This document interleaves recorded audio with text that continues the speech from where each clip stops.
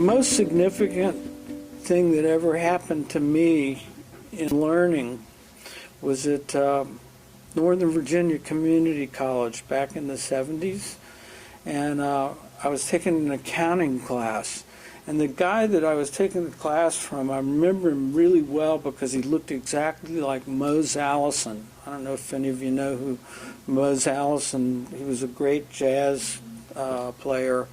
And he had like a little crew cut and wore an ascot and very distinctive. But anyway, my accounting teacher looked exactly like this guy.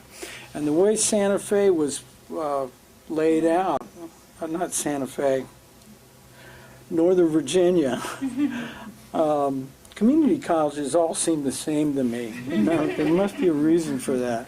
But the way it was laid out, there was a kind of a square of classrooms. You know, there are several buildings here and several buildings here and a walkway around the square.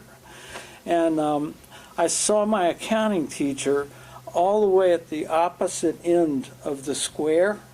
So I began to veer. Instead, I was walking straight towards him, and he was walking straight towards me. So I started to veer off towards the opening of the square that would take me away from him, and he started veering off in the same direction.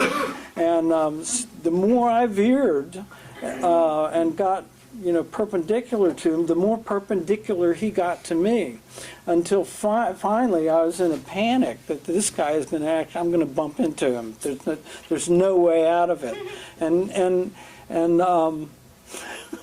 we came to the corner where the two, you know, where the hole was, the opening between the two sets of buildings was, and he goes, "That's right, you're not getting away from me." and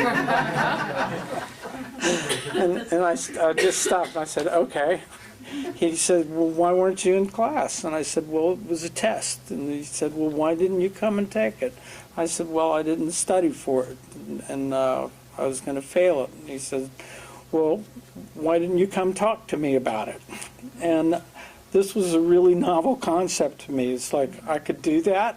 He said, "Of course you could do that." And he said, "In fact, if you don't come to class tomorrow and begin doing that and letting me know what's going, you're going to fail. And you'll be the one who caused it, not me, in this case."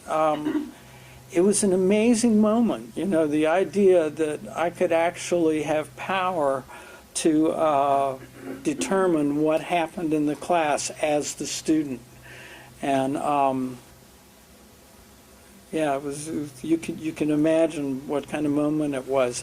That's the kind of courage I'm talking about that it takes to have with our students.